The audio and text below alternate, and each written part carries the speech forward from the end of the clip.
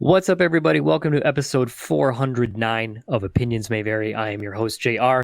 Joining me, as always, is my wonderful co-host, Alex. Hey. We are letting our metaphorical hair down this week. This is the first, I guess we should say sorry. We'll start right off with a sorry. Whoops. It's gonna be a Justice episode. It is just us, but we have a good episode in line today. I'm excited for this one. We haven't done a Justice In quite a since the last time we did. It was probably in person. I don't think we've done one. We have, yeah. No, that's right. While distancing. So this is at least since February.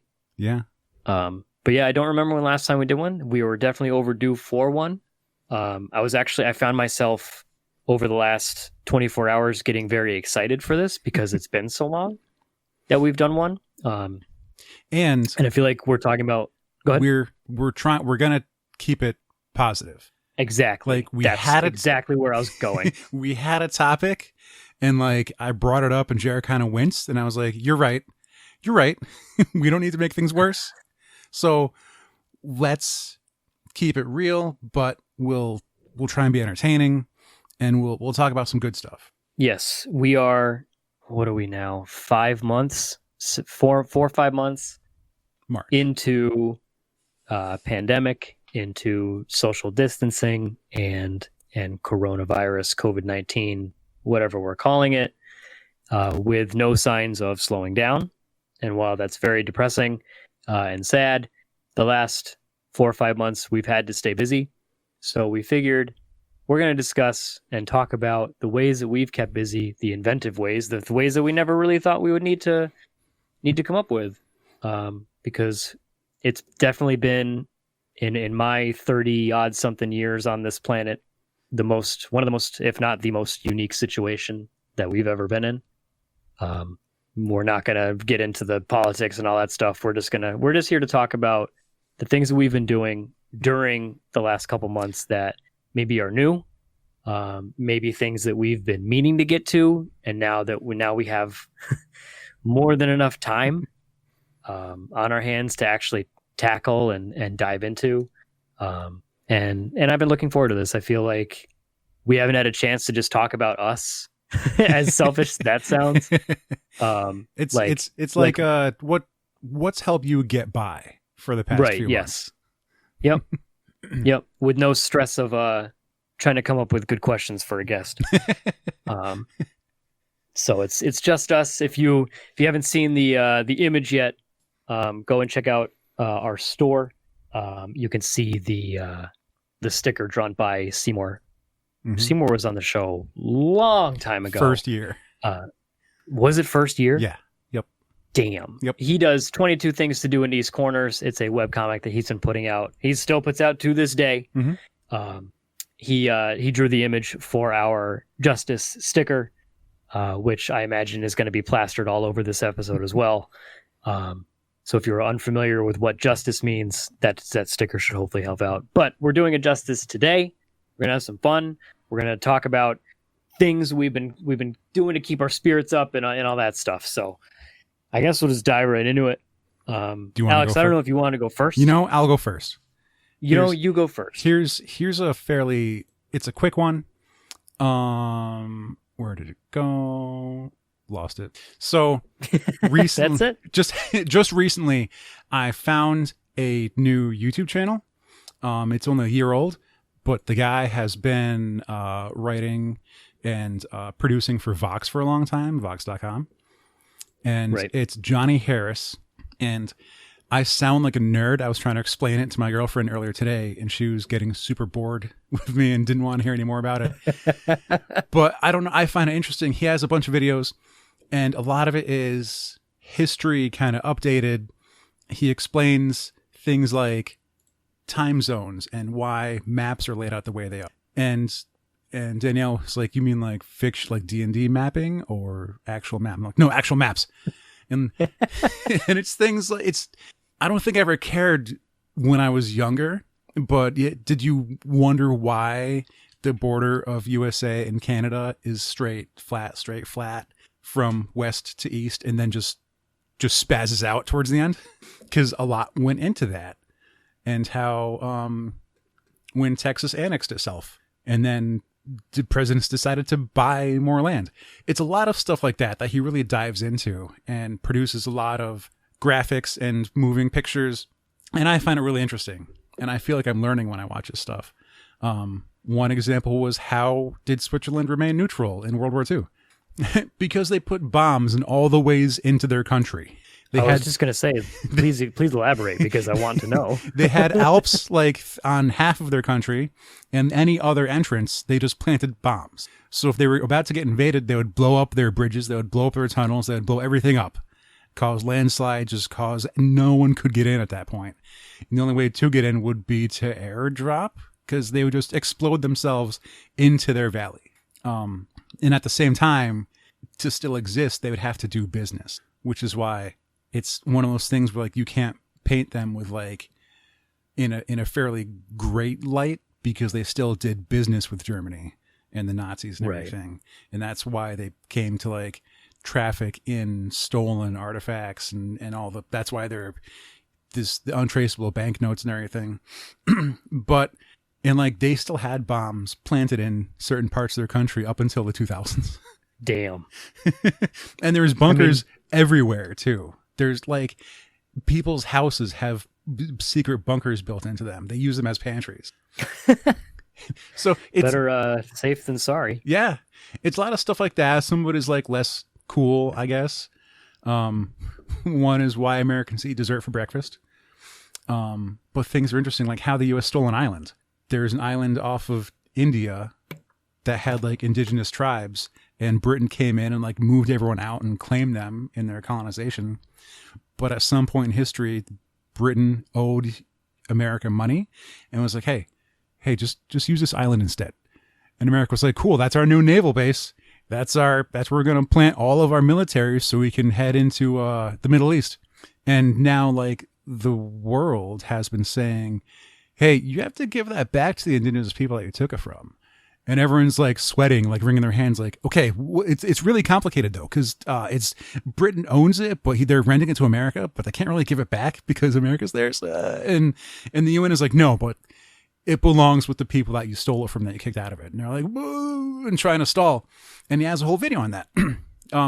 So I find this channel interesting, and I've been digging it, and I've been learning, and I hope Johnny Harris makes some more videos about mapping, which sounds like the boringest old man thing. But he's got about 470,000 subscribers.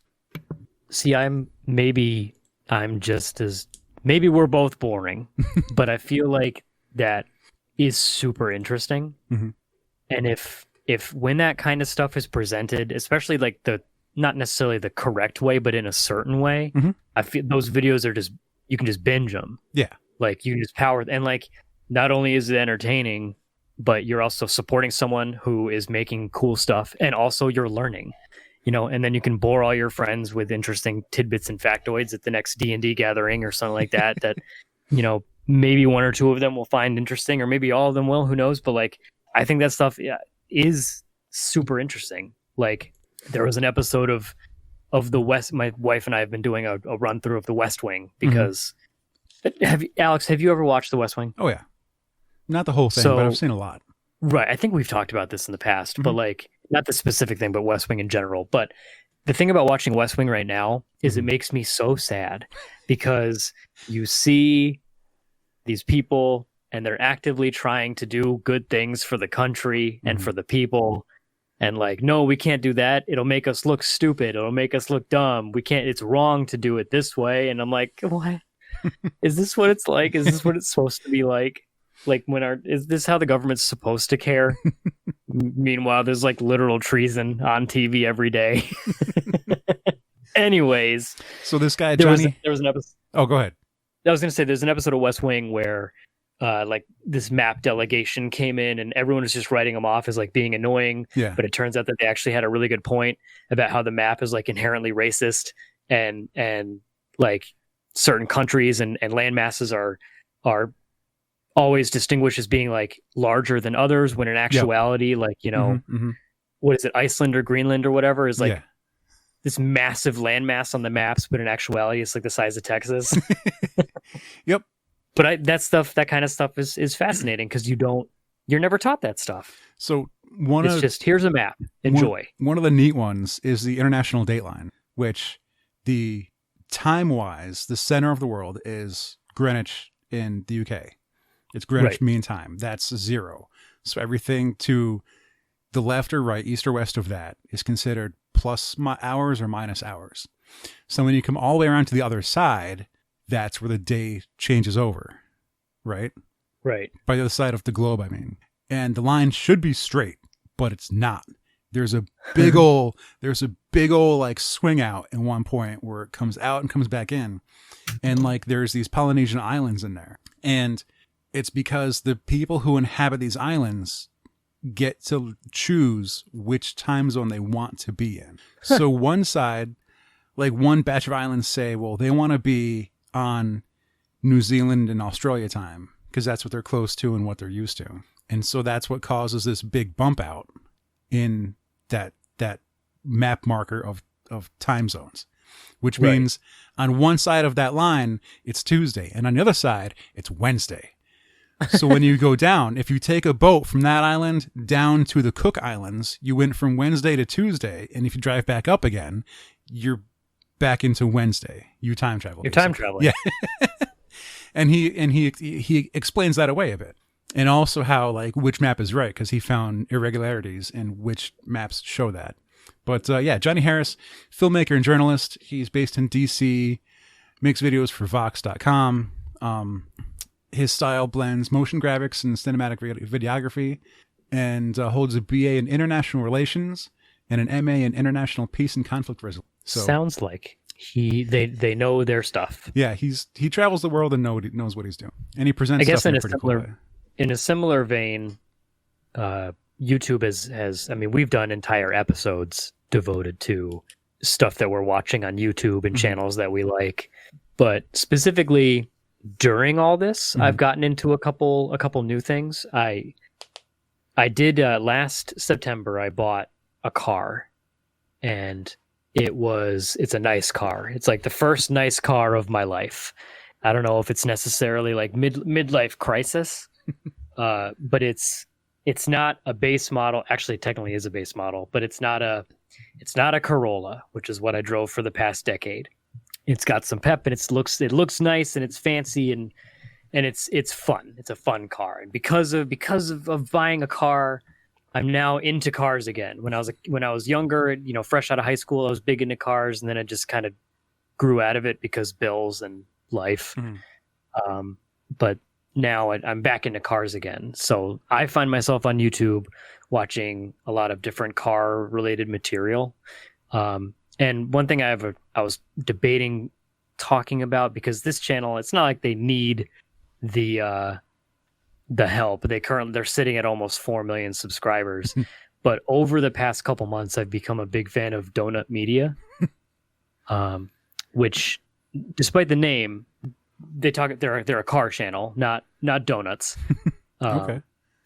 They talk about cars, pretty much everything to do with cars. And the thing is, the reason I knew about them, they had this video series called Up to Speed, which is where they're kind of a quote unquote main guy, this guy James Pumphrey, who apparently he's popped up in a bunch of like movies and stuff every now and then. People are like, oh my God, it's James Pumphrey. But he works at Donut, and he does Up to Speed videos, which is where he picks a particular car or topic on cars and like does a huge deep dive into the history of it. So like, if you pick a car, they've most likely done it. Like a WRX. If you want to know more about the WRX, he's done an up to speed video on it, and he talks about how it was invented, the idea behind it, how it came over to the States, rally championships and stuff. And like, they're not long videos. They're like maybe 25 minutes tops.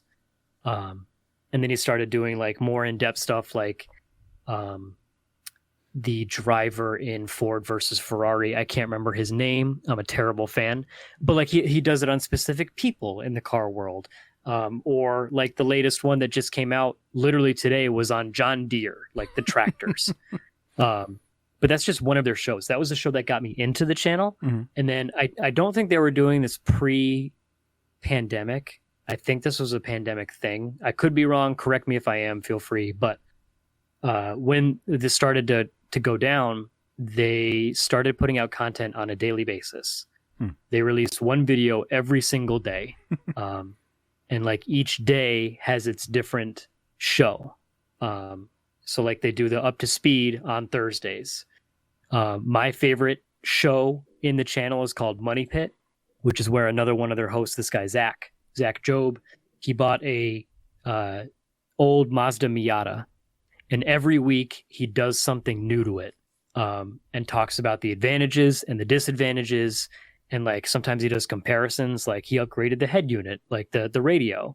And he's like, I bought 3 different head units ranging from super cheap to pretty expensive. And we're going to see which one's the best, bang for your buck. And then he goes through it. He installs it. He shows how to install it. And then he tests it. And it's very interesting, especially if you are, because cars literally are money pits. But it goes in depth of, doing the research, finding out what you need, and then actually making the decision and installing it. So I really like Donut Media. They do a lot of fun stuff. They're really funny guys. Most of them are like comedians. So they're really funny. They're really charismatic. I really dig that channel. Again, it's not like they need our help. They have almost 4 million subscribers, but they've been a big part of like my daily, like, it gives me like 20 minutes a day of like, okay, this is fun. This is entertaining. I call mine my lunch video. Yeah, that's literally what it is. I sit down for lunch and I watch donut videos because they release a new video every single day, which in and of itself, even during this pandemic, is insane, especially considering, because it's not just like one guy staring into a camera. Like they have animations, they have like bits and stuff that they do, like this, it's high quality, and it's also exhausting thinking about all the effort that they put into this stuff.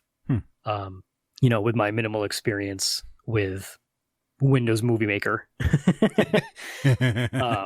But I really enjoy Donut Media. They're fun. And they've been a big help in staying entertained and less bored, in the multitude of hours that I have available now.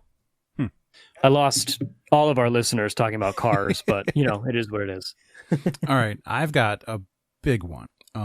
Around the time that the lockdown had started, I was allowed to use my girlfriend's Hulu. I never had Hulu before, and I was adventuring through that, and I saw a show that I've heard about, and I was like, oh, I guess I have some time. I'll watch this. I have time to watch this. And this was a show that came out. It started in 2017. A friend was watching it as it was happening and was asking me questions all about it. And I was wondering why. And he was saying like how it's a really good show. And then I was hearing other places saying how it's a really good show. And I could not believe them because it was Legion on FX. And it's based on that. I had so many guesses in my head, and that was nowhere near it. I thought you were going to say Good Place. I was like, oh, he's talking about Good Place. I haven't finished that one yet.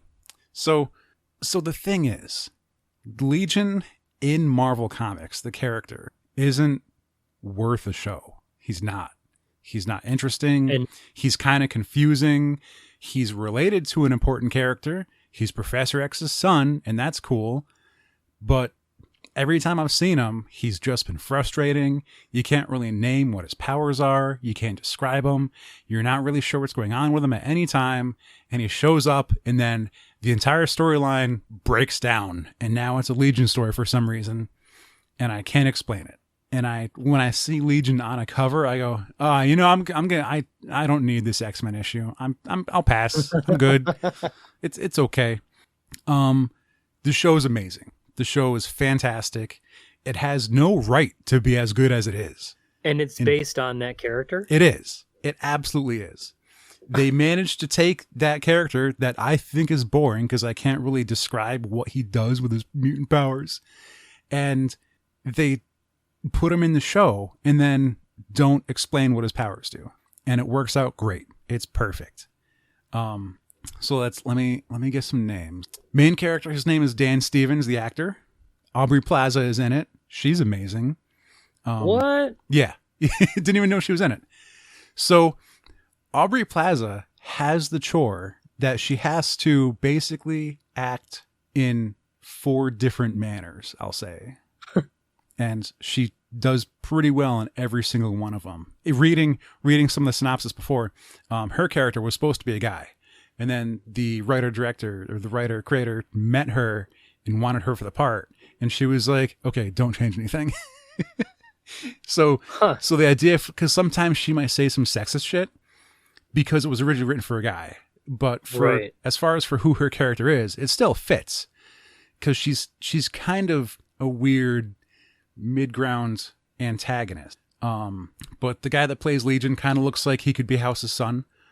And there's a lot that goes on between the mental hospital, what's happening in his head, what's happening when he gets broken out of the hospital because a group of mutants go to save him because he's powerful and they also want to collect mutants to keep him safe. There's an evil agency that wants to get him because he's dangerous. And his powers are like he warps reality and has these weird psionic brain powers. Can't explain it. Here's the thing. When you watch the show, don't question anything. Just let it happen. It's really weird. There's a giant bathtub plug at one point. It's like 20 feet across. You don't know why it's there. Don't ask. It's just a cool set piece. It's pretty wild, but it fits.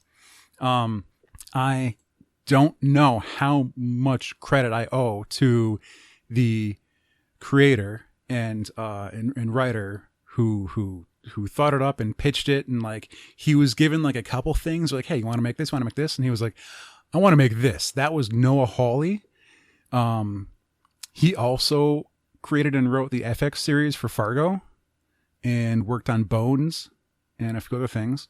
So he's had some hits in his career. And also one of the writer-directors was Steve Blackman. His name might be familiar if you're watching The Umbrella Academy. I was going to say, not the wrestler.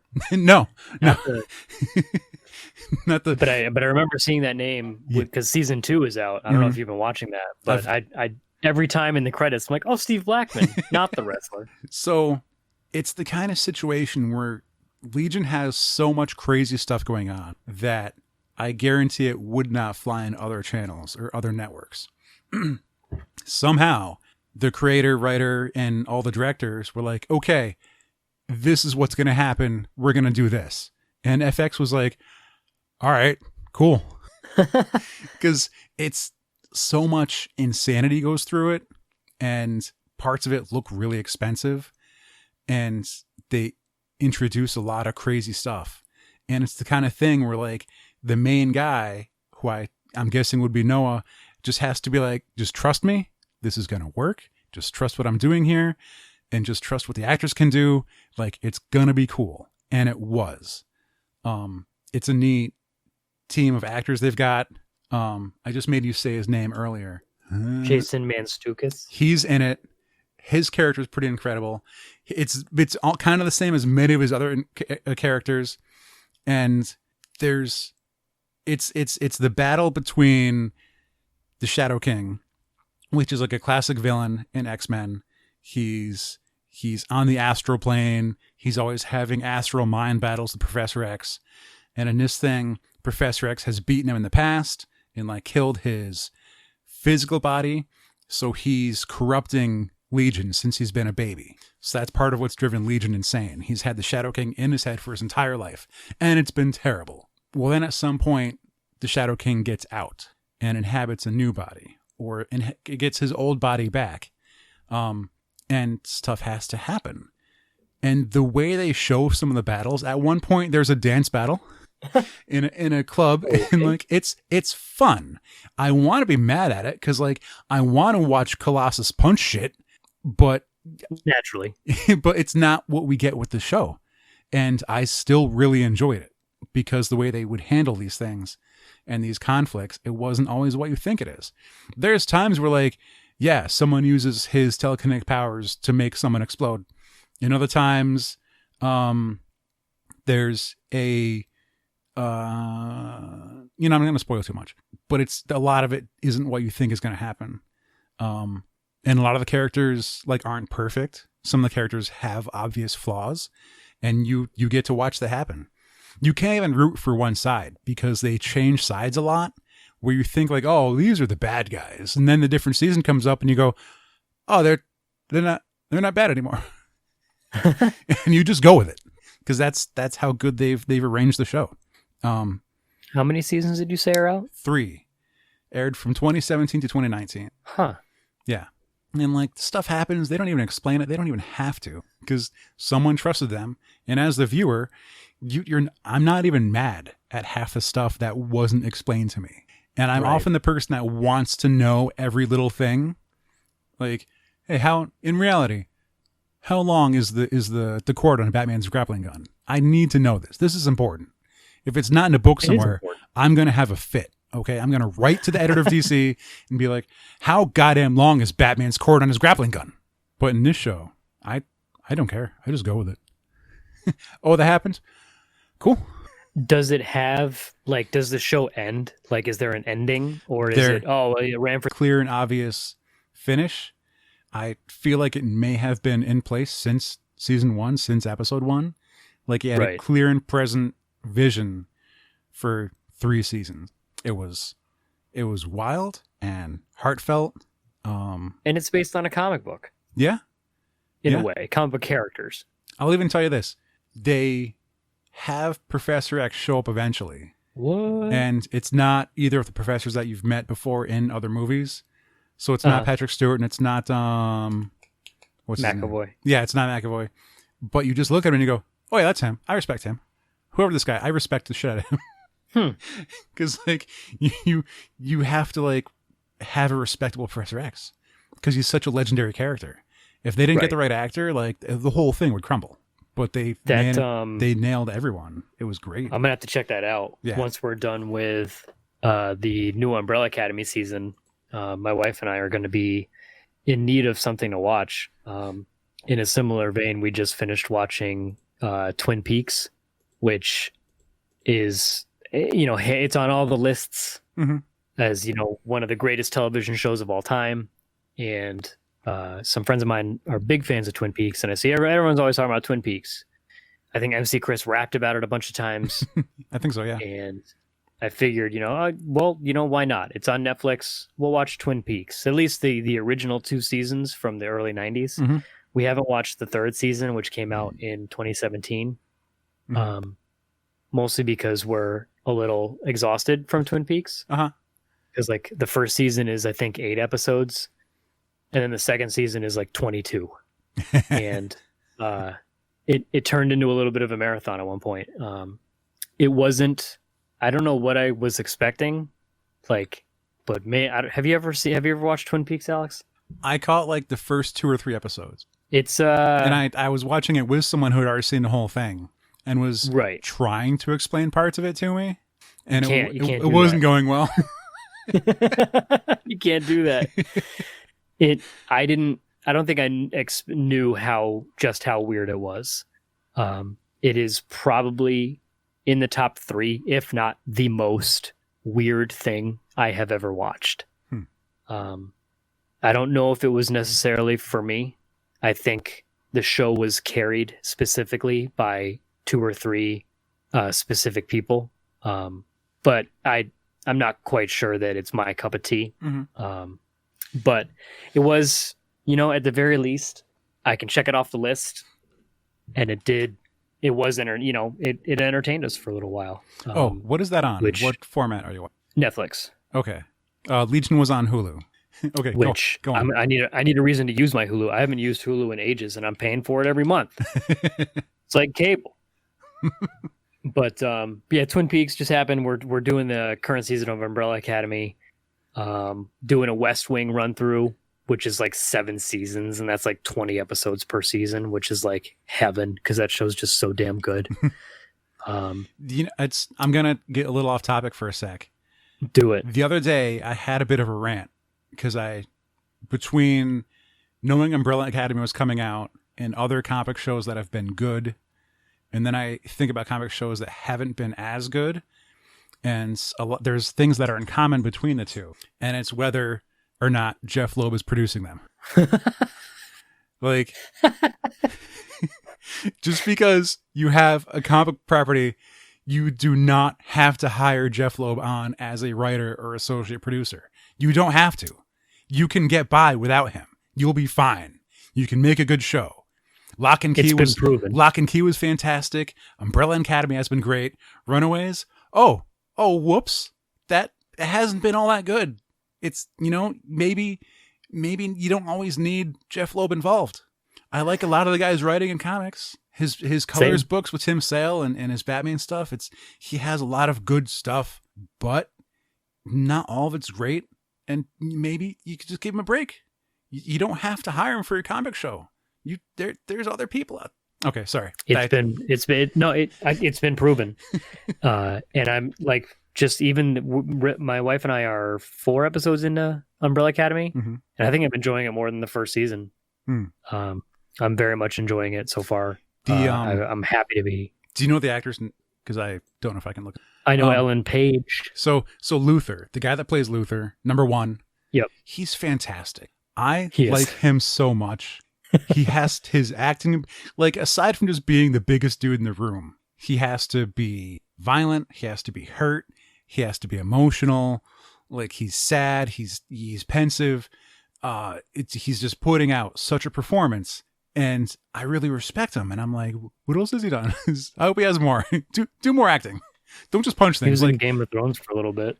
I think he was in a Viking show. I looked up. Yeah, briefly. I think that's like his claim to his big thing was in the Viking show, but I nothing that I've ever seen him in. He's been given a chance, to do something else besides be Axe Guy or whatever. And I liked his dancing scene with what's her name, Rumor.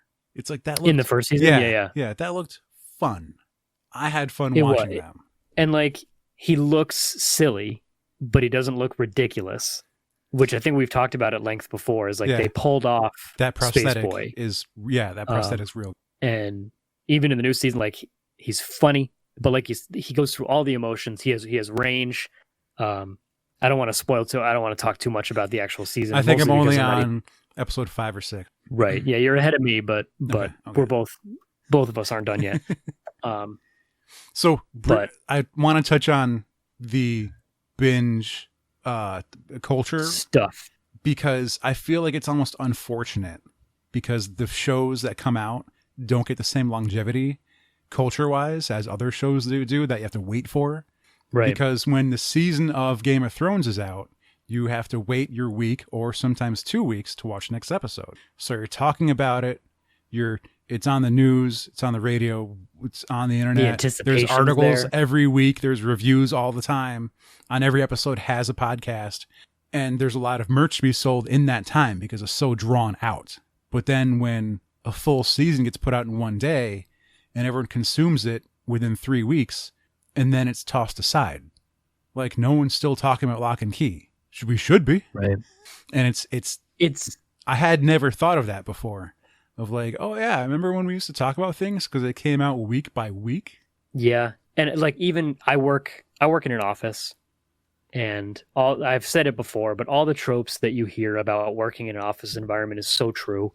And I remember last year specifically, like when the last season of Game of Thrones was hitting, like every single Monday morning was just hours of Game of Thrones talk. Like, not necessarily on like the people that I work with, but like the people around me. At any given time, I would hear at least 2 or 3 groups of people all discussing, get the last episode, the episode from last night and all that stuff, and how excited they are for, and like giving their theories and what they liked and what they didn't like.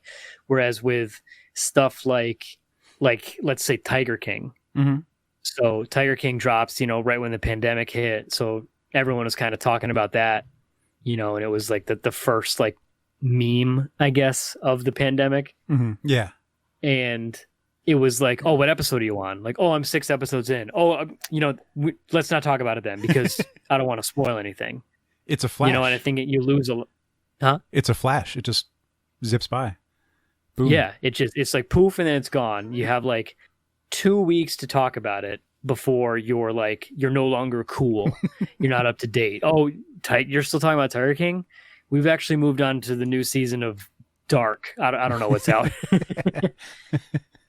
But I do see what you mean though. It takes away from the water cooler, I guess. Mm-hmm. The drumming up anticipation, like, oh my god, I can't wait for the next episode. Now it's, oh, the next season of Stranger Things drops, next week or something like that. And then we got to wait another year before we get more of show X or whatever. Yeah, exactly. I didn't even realize Umbrella Academy was coming out until like 2 weeks ago, when my wife sent me a thing. She's like, oh, hey, look what's coming back. And I was like, oh no shit, I didn't even realize. I don't know if you can blame that on pandemic, or from normally we would probably know from conventions with banners hanging everywhere and all that stuff. Yeah. But yeah, I get what you mean. It's just, you just blaze through it, and you kind of have to, if you want to like keep up with it, if you want to understand all the memes and be in on the conversation. Like, you don't have a choice. Before I started episode 1, I saw a meme about number 5. Right. Yeah. Where it was like, me during this pandemic is just number 5 for the entirety of season 2. And it's just him like making stress faces. Yeah. I saw one on Twitter the other day. Babs retweeted it. Babs who takes pictures. And it was like, every time 5 has to interact, or every time the handler has to interact with 5. And it was a YouTube video titled "Almost Threw Hands with a 13-Year-Old."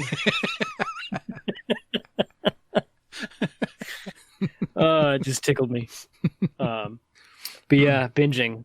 It's one of those like love-hate things, because on the one hand, it's like, oh, I have it all. That was a great episode, and I can just watch the next one right now. Mm-hmm. But also it kind of takes away from the experience that comes with it. Kids these days. I think we lost track. Who's next? Me. Okay. Go. Because you talked about Lee. Technically, I guess it was you. Because I talked about Twin Peaks. I'll do some personal things real quick. Do it. So what's kept me occupied during lockdowns? The girlfriend moved in, and she didn't have a place to put her shoes. And I was like, yo, I'm going to build a shoe rack.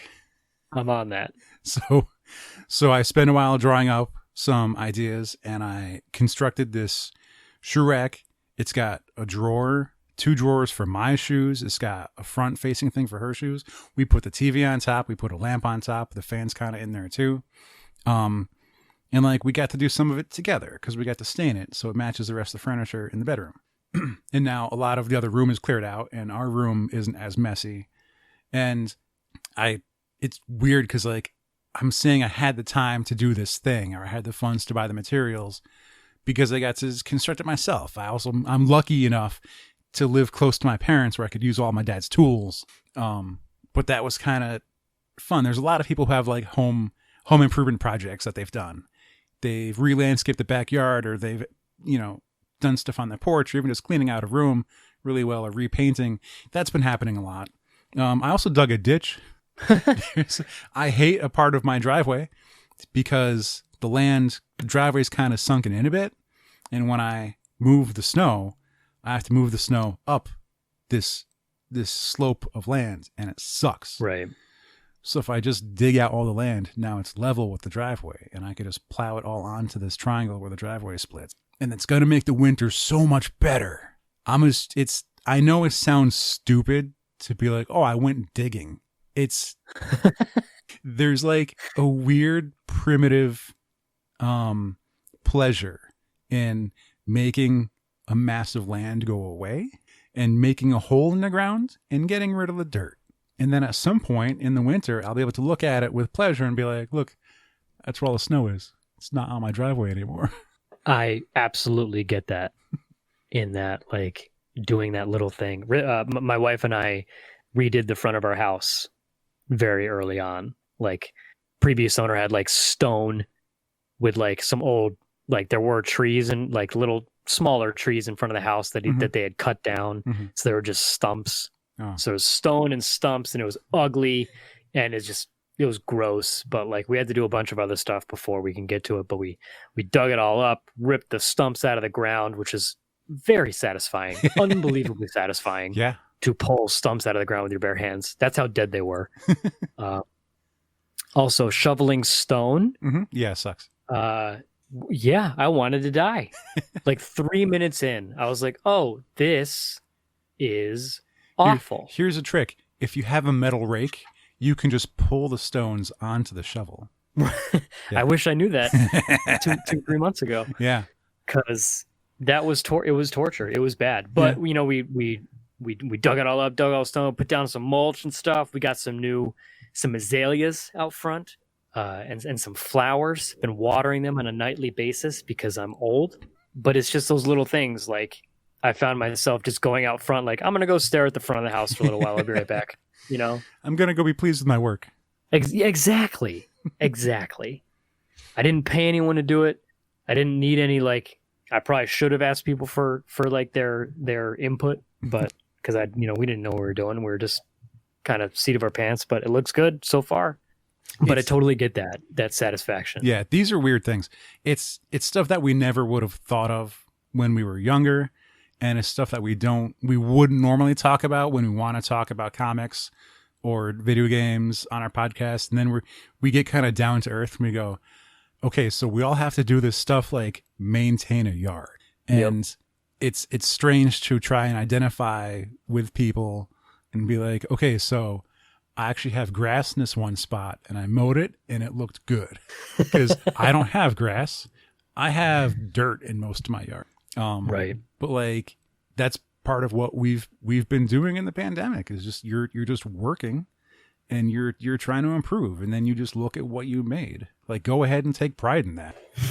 It's staying busy while trying to stay healthy for one. Mm-hmm. Because it's not like, my wife and I are big fans of just, let's go out and wander a Barnes and Noble. We'll get comfy drinks and we'll wander around and look at stuff and then we'll go home because we're old. And that's what we like to do. But we can't do that. Haven't been able to do that for almost 5 months now. No, now going to Target means panicking. Exactly. I do all the grocery shopping alone. That used to be a joint thing, used to be a joint effort. Used to be our Sunday nights. Now I wake up first thing Sunday morning to avoid possible crowds and people. And in theory, the store has been cleaned. And I go grocery shopping by myself, and it sucks. It's stressful. It's nobody talk to me. Nobody even look at me. But it's those things that we have to do. Mm-hmm. It is what it is. But I think I might touch on my big one now. Do it. What else got you by? The main thing that got me by, I think the timing couldn't have been more, to put it bluntly, it couldn't have been more perfect, which there's not really very many good things about what's been going on the last couple months. But there was one thing, literally the week after all of this stuff started happening, was Animal Crossing came out. And I had never played an Animal Crossing game before this. I'd always seen people play it. Joe was a big Animal Crossing guy. He used to always talk about Animal Crossing. My mom played one of them for a while, but I never was really into them. And then when we were at PAX, they had PAX was the last before time. Yeah. I was going to say mine was C2E2, but they were at the same time. They're the exact same weekend. Yep. So we each got that one last convention in before everything shut down. Yeah. Literally, I think 2 weeks later, everything just died. Not died, but everything just closed. Mm-hmm. And, the Animal Crossing display at PAX, you can go back and listen to our PAX recap with Joe. It was a really good one this year. It was a banger. So, but we talked a lot of, there's an amazing, intricate Animal Crossing display. And Colin was talking a lot about it. Now he was anxious to pick it up. So I was like, I might look into that. And then pandemic happened. And then the Friday that the lockdown release started, mm-hmm. Animal Crossing came out. So I downloaded it at midnight. I mentioned to my wife, who does not play video games, she is okay with watching games. She likes watching the classics like Mario and stuff. She's played a couple, but she rarely ever plays video games herself.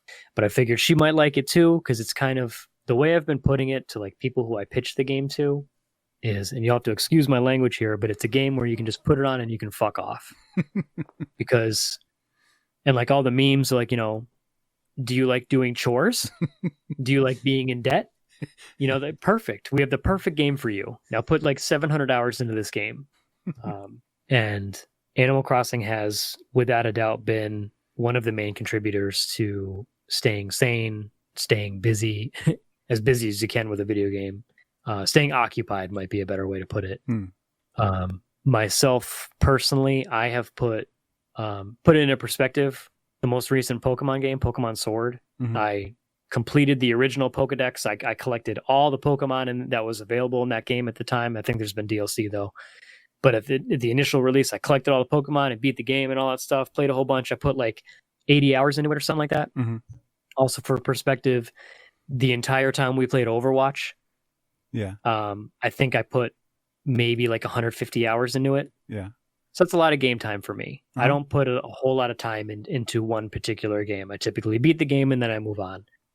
Animal Crossing, I currently have about 285 hours in. We had this whole group. So I was playing it. My wife was playing it.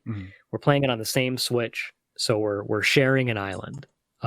So my wife and I live on the same island and we're building the same island and we make changes and all that stuff. We're all together on the same island. So only one of us can play at a time, which is, kind of a blessing in disguise. So well, at least one of us can be productive.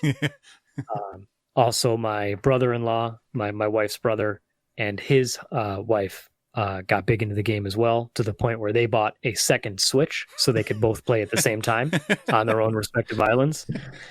And then my brother-in-law's wife, her sister started playing. My brother just recently started playing. We have like this whole community. Colin was playing for a little bit. Some other friends of mine were playing.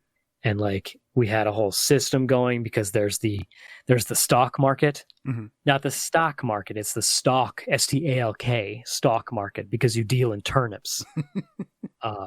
And every day the turnip prices change, and all the islands have different prices for their turnips. And me and the whole family, we had this whole like system going where we check in every morning with the AM price, and then we check in the afternoon with the PM price. Then we'd figure out who was going to have the greatest chance for a spike and all this stuff. And so we made a killing. I'd be going to work at 4 a.m. That's my normal workday start time.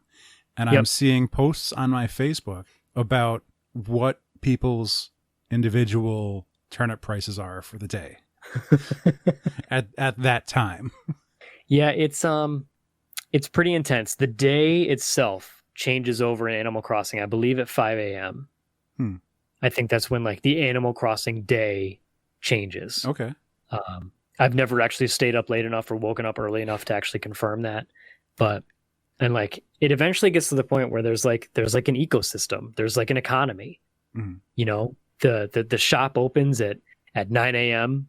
And that's when you got to go check your AM turnip prices. And then once 12 p.m. hits, you got to go check your PM turnip prices. And then there's different stuff available in the shop. I could talk for hours about Animal Crossing. But it's just one of those games where it came out at, and I hate saying the word perfect. I've said perfect a couple times, but it just feels inappropriate. But I'm not sure how else to put it. It came out at like the most opportune, I don't know. It came out right when all this stuff started. So it was just a very good way of staying occupied, keeping your mind off of it's scary. It's scary out there. And it was just a really fun and calming. It's not a stressful video game, I did want to touch on the rest. I have been gaming a lot, not just in Animal Crossing. But Animal Crossing has definitely been the big one. I don't recall if I saw a post that said it or if I came to the conclusion, but I'm convinced that Animal Crossing coming out when it did has saved lives. It's absolutely saved many, many people's lives. I'd agree with that. If not just straight through keeping people occupied so they don't feel the need to go out. It may have kept people who may have otherwise been in a bad mental state. It may have helped them, in ways that maybe were unexpected. And I'm not quite sure how to put it. I'm not good at talking about things like that, but I don't think you're off base in saying that. I think that this game was huge. And I highly recommend. My brother just picked it up 2 weeks ago. Mm-hmm. You know, when me and my wife were starting to kind of fall out of it a little bit. Like Mm-hmm. I log in every day to like take care of my chores. But I'm not playing at the level that I was playing earlier in the year. But like even with that, my brother's still addicted. You know, he's texting me and my wife about it like all day. Like, oh my god, this just happened. This just happened. I'm like, oh, you're so young. But yeah, Animal Crossing has been huge. Real quick, some other things that I played um, during this whole thing. I did finally pick up a couple games that I've been meaning to pick up. I did most notably Verizon, Horizon, not the cell phone service, Horizon Zero Dawn, which I got for like $20 on sale at Best Buy. Yo, curbside pickup, by the way, amazing. You just pull up and you click I'm here on the app, and then someone shows up and they throw it in your car and they run away. It's heaven. I'm probably going to do curbside pickup for the rest of my life now. Love it. Anyways, Horizon Zero Dawn. I could do an entire episode just on that game as well. That game was amazing. Very much liked it. A+. I finally played the new God of War. Which at first, like playing right after Horizon Zero Dawn, I was like, this game sucks. But then like a couple hours in, I realized how stupid I was being. God of War is incredible. Just beat The Last of Us 2 a couple weeks ago. That one hit my emotions very hard, to the point where I still think about it almost on a daily basis. And I'm currently making my way through the latest Paper Mario, which my wife actually just beat. She beat it before me. My wife, who does not game very much, was like, hey, we're going to get Paper Mario, and I'm also going to play it. And then she beat it before me, so I got to give her props. Nice. And then she actually just ordered another game. Like, the pandemic has turned my wife into a gamer, and I'm okay with that. That's right. I'm absolutely okay with that. But big ups to video games and the Nintendo Switch. Y'all are the real MVP. I've been doing a lot of Apex Legends, which... You know, I noticed that. You can attest my first few playthroughs, I was not having it, but I kind of stuck around. And now, like, I'm working towards specific challenges on the daily challenge, and then there's like a weekly challenge ranking. And so I've been grinding through some of those. I had played Dead by Daylight a lot.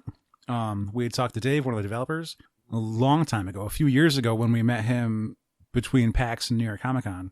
Yep. And I'd put it down for a few months, and I've picked that back up again, and I've been having fun with that because they're still introducing new killers and new survivors, and there's a new challenge mode that was not there in like the first 2 years at least. So that's been giving you more reason to play besides just collecting blood points and trying to get costumes. Like, now there's doing specific things within the game to learn about the character, which has been nice, because aside from, you don't really know why the hag is the hag. You don't know why Ace and Meg are survivors in this thing.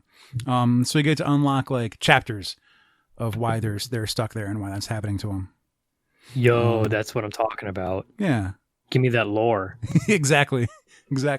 Like, each challenge you get like a page, and it reads to you from it too. Like, it actively like reads it out loud. So use your eyes. That's kind of it for games for me. I don't really have. The latest one being Fall Guys. Yeah. Yeah. That's the newest craze. It's fun, but it's frustrating. Yeah, it's like, I don't know if I'd say equal parts fun and frustrating, but it has that real strange balance. You know, Joe and I talked about this at length on our PAX recap from back in February, because we got to play the beta or the demo or whatever you want to call it. But it finally dropped on the 4th, I think, or something like that, for free. The day it came out, it was free for PlayStation Plus members. So the game was flooded. Servers were down. It's the #1 game on Twitch. Like, all like a bunch of like huge Twitch streamers were playing it, I think, which got it a lot of press. Right now, currently, it is August 13th. It is right now the highest viewed game on Twitch as we speak. 244,000 people are watching people play Fall Guys right now, which is pretty insane. For a cutesy game. I was trying to explain it to my girlfriend, and it's like they're just like little bean people running around. Yeah, it's Fortnite meets Most Extreme Elimination Challenge. And it's addicting because, I've never won. I've played maybe 10, 15 rounds. Mm-hmm. I did get to the last round a couple times, and even in one of the last rounds, I was like a couple seconds away from winning, but I choked. I've never won, but it's like you still just, I lost, next round. Like you just boot right back in. It has that just addictive feature. I've had a few where I lose and I just turn it off. That's fair. Oh, you know what I just remembered? So having Animal Crossing coming out when it did, yep. Doom Eternal came out the same day. The same day, yeah. The memes were everywhere. No one cared.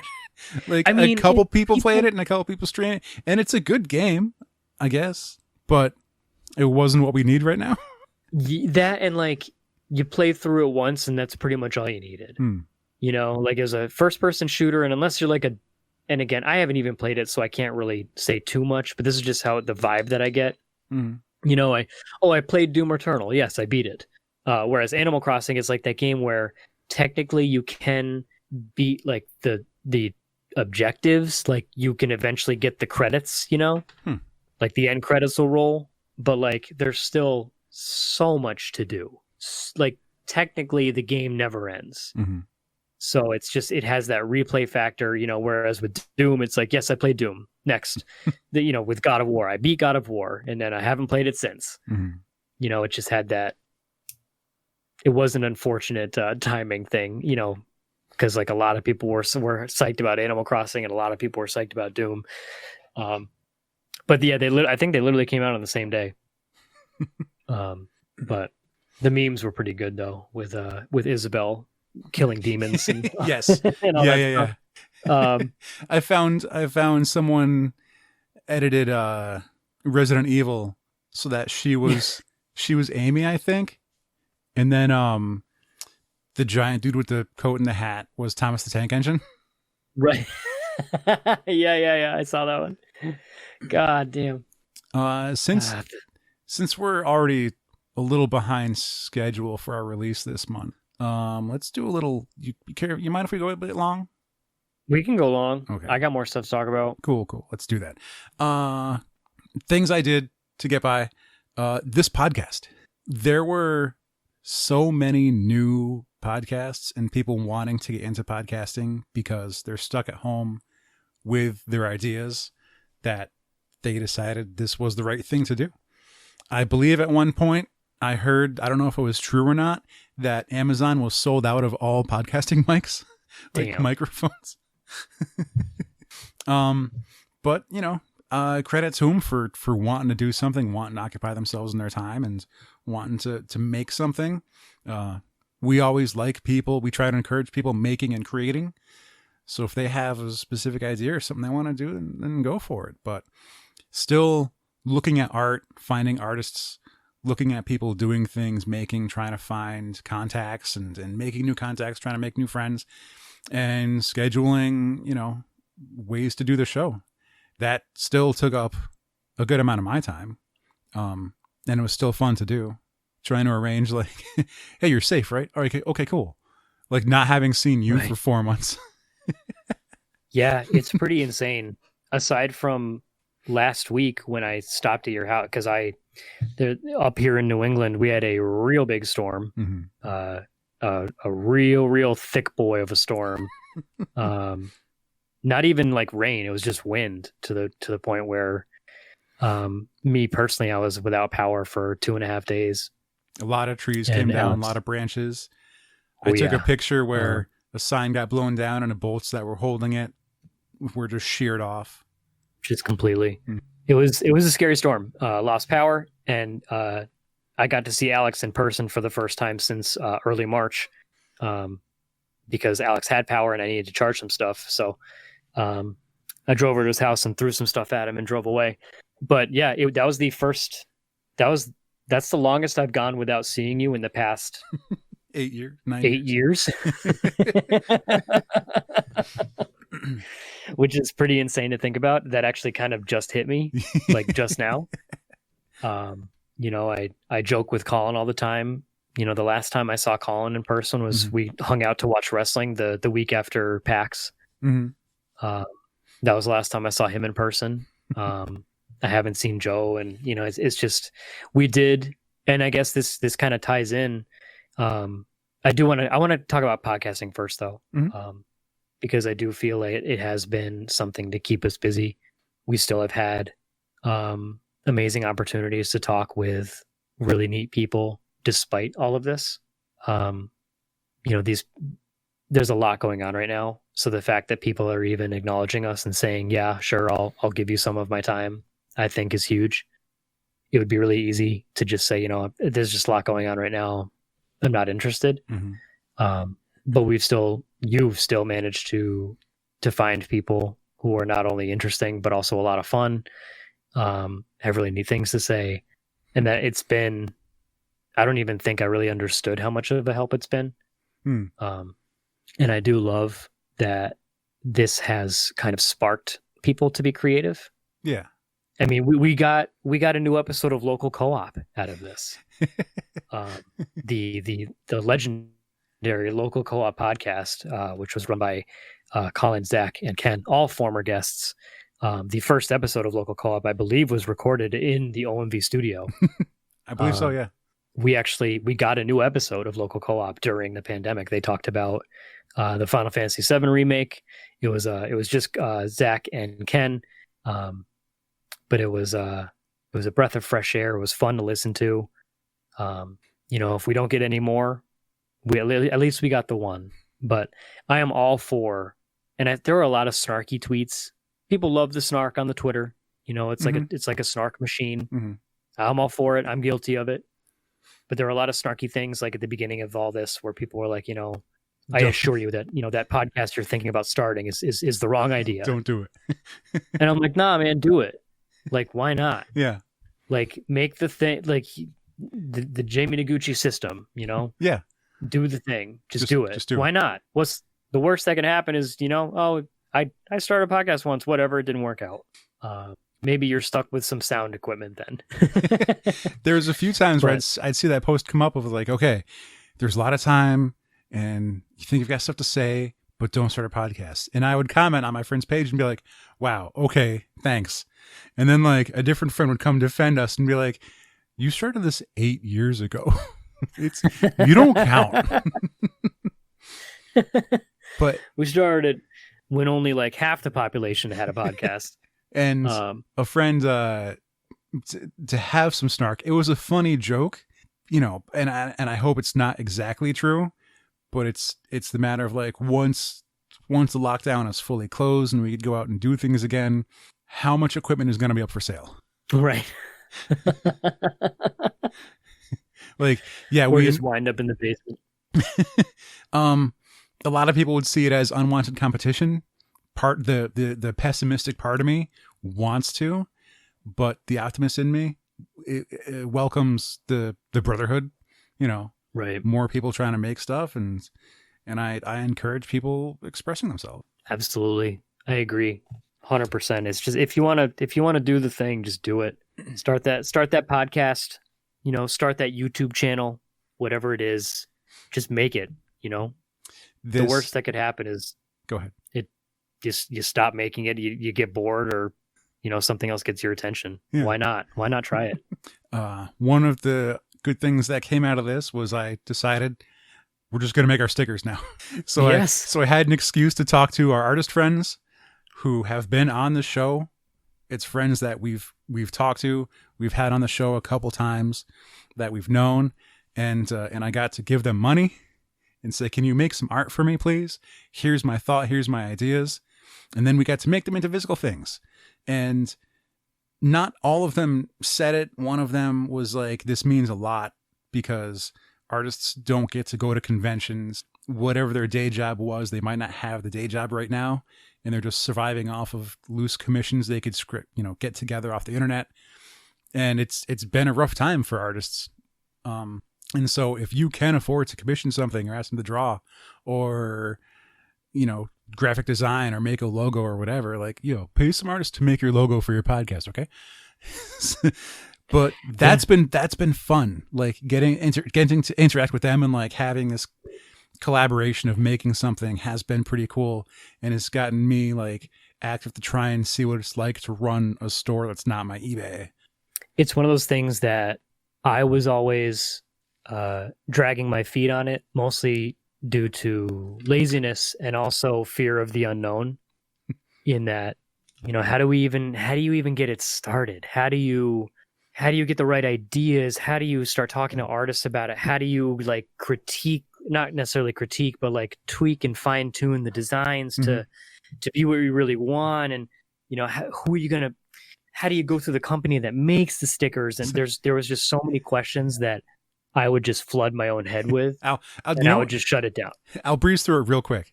I work a boring job that lets me think other thoughts while I'm doing it. So I would think about it a lot.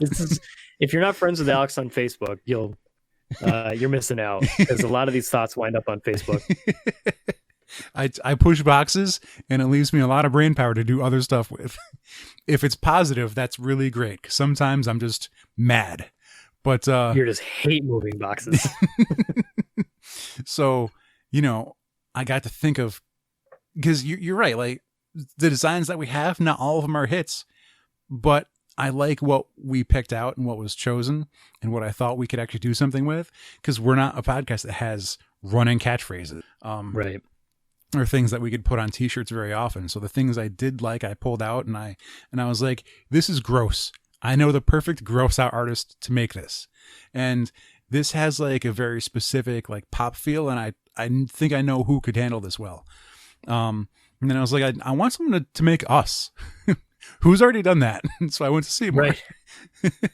And then, and big shout out to Brett Kelly, who already has been making and selling stickers of his own, because he'll drop his own designs that are incredible. And then he's been using his sticker company. And so he's already been selling them at his shows that he does, and when he tables at small conventions and whatever. And so I would ask him a bunch and like, well, who do you use? Okay, and you get that printed how? So I would bug Brett a lot, and he was very patient with me, asking questions and pointing out what they make. And then I would get to look at the variety of what the company can print and produce and go, oh yeah, this is good. This square, that's a good square. And this one that with the clear, that would be good for the clear. And Seymour was like, oh, I can make clear. I'm like, perfect. And yeah, so I mean, I don't think I gave Brett enough credit when I first posted about it. But if he didn't already have examples up in physical that I could look at and see how well they came out, and seeing my friends want them, then I probably wouldn't have followed along. It's one of those things that came together very, very quickly.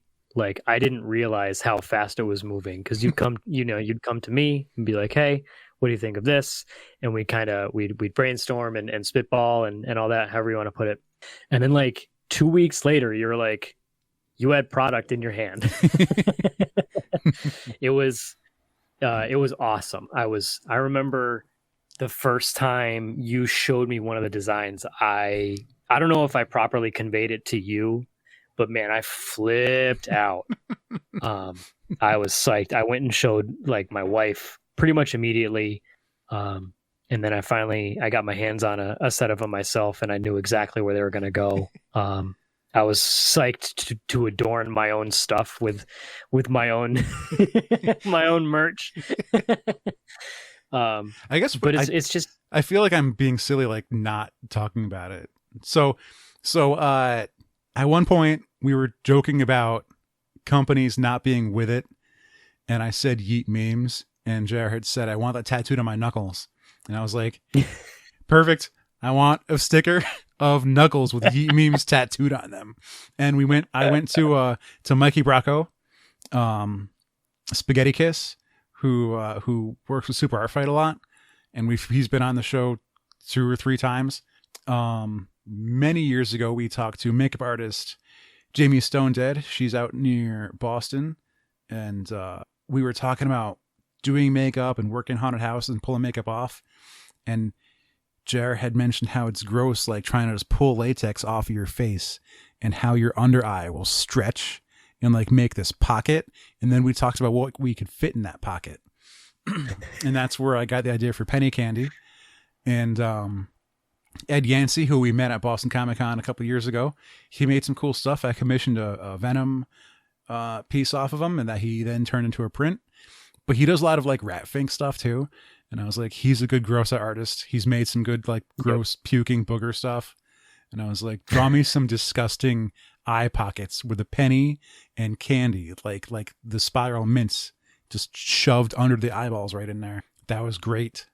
Like we talked about Seymour earlier, he took care of us with the Justice episode because we're apologizing. Sorry, it's just us. And then our classic logo and our also classic catchphrase, "The vision is a bitch," that me and Will came up with. The vintage stuff. Yeah, it just worked. Adam Aerosmith designed that many years ago and just made magnets for us for free. Just on a whim. Mm-hmm, mm-hmm. Like we went to Adam for the banner that we have used at a couple when we used to do conventions, and he killed it with that. And then he was like, "Oh, by the way, I also made some stickers for you, and also here's some magnets." Like, why? You know, what a guy. Yeah. And his the design that he made is the sticker. Like we didn't just take Vision as a bitch and just change it. And it's like we took the design that he made like 6 or 7 years ago. And it worked out. It's a lot of fun. I feel like there's a good variety in those stickers. You can go if we haven't made it abundantly clear. omvpodcast.bigcartel.com. You can go and snag some stickers. The set's what, $10? Yes, the set of 5 is $10. There's also a bigger Yeet Memes fist for, I believe it was, I don't remember now, $4.50. And something like that. And we still got pins. Got plenty of pins. The pins are I think the pins are so underrated. I mean, obviously I am biased, but I love our pins. It's pretty much, if I'm out in public, there's usually a pin on some sort of garment that I have. It always lives on my bag. I love those things. And but snag yours today. You don't even need to email anyone anymore. The old way of emailing people. Yeah. You can just click buttons on a shop. Yeah. And it's like a regular shop. And then you'll get merch. The stickers are rad, and like all the credit in the world to you, Alex, for kicking the ass and getting that done, because they came out they're beautiful. And it's another thing that kept us occupied. Yeah. One more thing. And if there are some good things that come out of this whole pandemic thing, aside from all the awful, terrible things, at least we stayed busy and got some stuff done. I started laying out my episode guideline for season 1 of Starwell. So very exciting. So that's been fun. I run a lot by Danielle because I think about something and I'm like, should I put that here? I feel like this should happen. And then she'd tell me like, yeah, but why would that actually happen? And I go, okay, I got to find a reason for this now. So I've got 2 boards. There's a seasonal board and then an episode board, because I feel like if I want to introduce a character, if I have conflict later, I should introduce stuff now. So right. I need to lay out what's happening with that, and then I can start writing. And once I feel confident how many episodes I'm into writing, we'll see some more. We'll see some come out of that. But that's back to what we were saying earlier about creating. Like, you got time. If you think you have something, go ahead and create. If you just want to hang out and play video games, then just do that. If you just want to talk to your friends, then just do that. Like, one of the things that I've seen popping up is like, no one has to come out of lockdown with a new skill or learning a new language. You don't have to, but I would like to be an encouraging voice and tell you to give it a shot. There was early on when all this stuff, started happening and everyone was trying to stay motivated and I'm going to learn a new language and all that stuff. I did take it upon myself. I was determined to learn one thing. Anyone who has seen me at a convention knows that my bag is covered in patches, mostly PAX patches from like when you spend a certain amount at the merch booth, you get a patch that says PAX and the year on it, and also the show you're at. So mine's mostly PAX East, and I got a PAX East badge this past year from the last show, in the before times. And I also had a PAX Unplugged badge patch from 2 years ago. 2 years ago, the year that Colin went with me, the second year. And I always feel bad asking my wife to sew them on for me because like they're iron-on patches, but I'm determined to sew them because I don't trust the iron-on thing. Mm-hmm. And I always feel bad because they're tough to sew on and it's weird positioning and all that stuff. It's just a pain. So I was like, you know what? I'm going to learn how to thread a damn needle and I'm going to learn how to sew. And I, pulled up the YouTube and I watched a bunch of tutorials and a lot of trial and error and trying and failing later.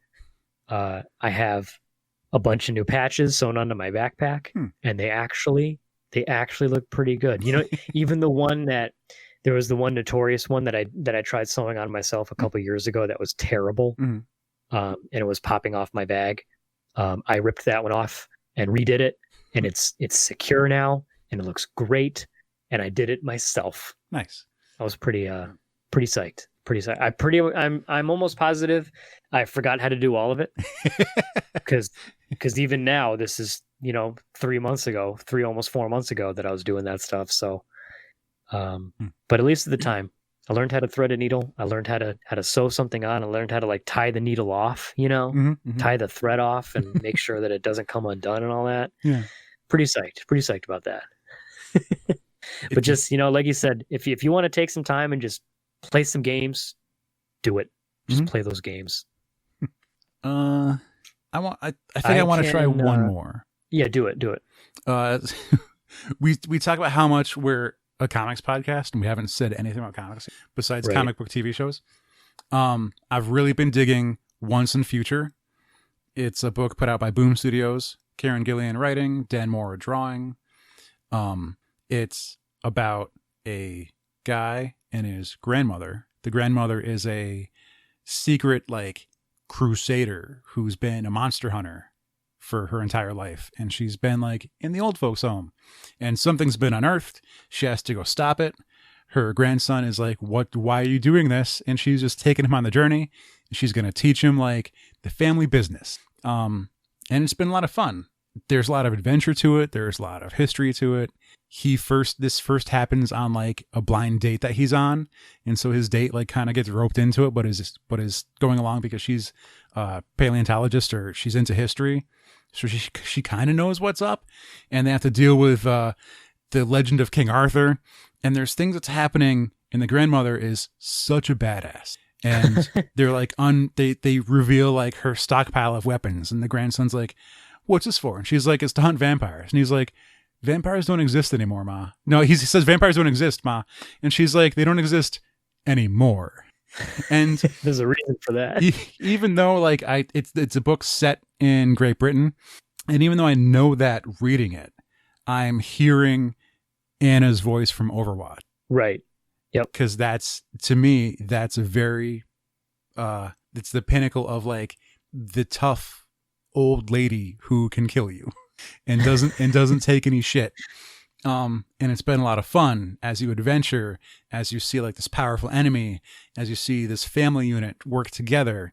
And like, if it was an old man teaching his son, I wouldn't be as invested in it. Right. But with it being this super confident old lady who's like, "Here, you hold the sword. I can't pick it up anymore." And like, she knows the drill, but she's trying to like teach it to someone else. And there's a lot of heartfelt emotion in there, and it's still threatening and it's still exciting. I'm only up to like issue 5, but there's been at least 9 or 10 out so far. So that's been fun. I got to choose an independent book, Boom Studios, Once and Future. It's really cool. Also, I follow Dan Moore on Instagram, and he comes up with some really nice art. That's by you said Kieran Gillen, right? That's the same author who did Wicked and Divine, right? I believe so, yeah. I think it is. I can't recall. As far as comics go, I've just been getting back into them. Mm-hmm. With, I didn't buy them for the longest time, for obvious reasons. But then once they started coming out again, I'll run down on Wednesdays after work, and it's great because I get out just early enough so that the shop's still empty. Mm-hmm.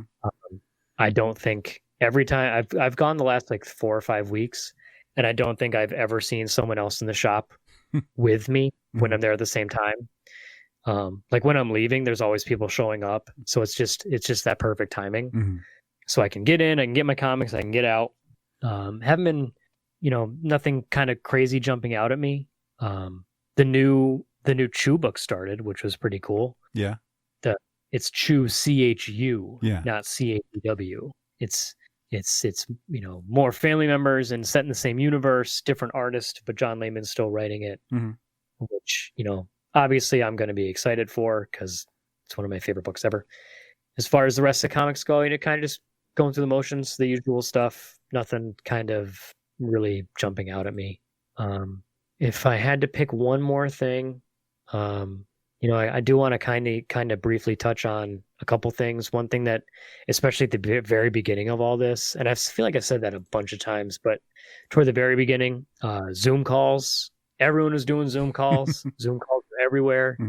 Everyone and their mother was on Zoom, myself included, whether it was meeting up to chat with friends and watch wrestling. WrestleMania happened, so a bunch of us, I think there was like 10 of us at one point on a Zoom call, just all watching WrestleMania. There's been weekly wrestling. We played D&D a couple times, which was a lot of fun. It worked out a lot better than I expected. Yeah. I'm surprised we didn't continue doing it because it was a lot of fun. D&D happened. It was a great way to still talk to my friends, even though I can't see them in person. I can at least see them, through a screen and joke around with them and talk to them on something other than text messaging. But I think if I had to pick one more thing that's really helped getting, kind of through this and just kind of staying busy is building Lego sets with my wife. We've always been big fans of specifically Lego Star Wars, just because the ships and stuff are all really cool and they're just fun to put together and display. And our relationship goes way back, with my wife and I with building Lego sets. That's something that's always been really special to us, to the point where, there's a wedding ring involved.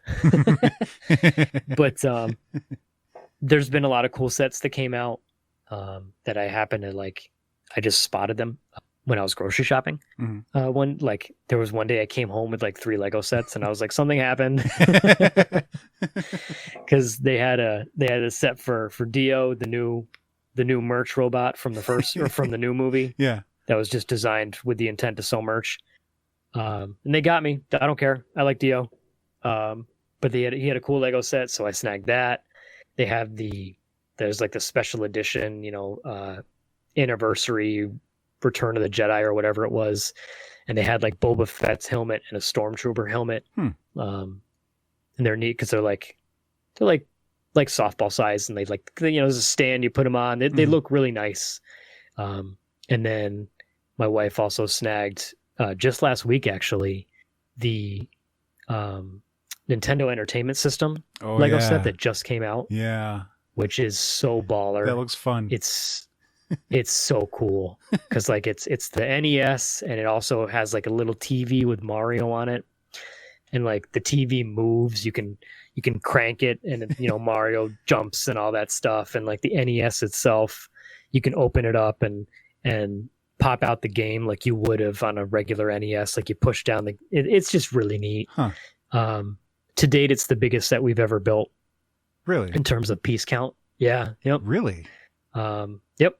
Huh. It was 2,400 pieces or something like that. Until then, up until then, the biggest one had been Voltron. That's surprising. I didn't think it would be that many pieces. It's a lot. It was a lot because it looks kind of simple. Scene you would think, but the mechanism inside the TV to make the thing move, and then actually building the scene that does move. It's built on a wheel, so it just rotates around, and that's a lot of small pieces. And it was cool because it came with 2 giant instruction manuals. One manual for the actual NES, and then one manual for the TV. So my wife built the NES, and then I built the TV, and we could build them at the same time. It wasn't one person builds while the other person organizes pieces, and then you trade off in the next bag or anything like that. And we just spent an entire day last weekend just watching West Wing and putting Legos together for like 12 hours. It was awesome. But yeah, running out of spots to display the Lego sets, that's turning into an issue. But Gotta add more shelves. It's true. It's true. It's very true. But that's the last thing I'll touch on, in terms of getting us through. I am curious, if you're listening at home, what have you done? If you feel the need to be like, hey, this is what I did, drop it in the comments. We are curious. We want to hear if you've started something, if you've been thinking about starting something, even if, I sat on my couch and I vegged and I watched TV and I caught up on whatever, let us know. As long as you stayed safe, you didn't get infected. Yes. That's great. I'll take it. Give me the safety. Give me the staying healthy.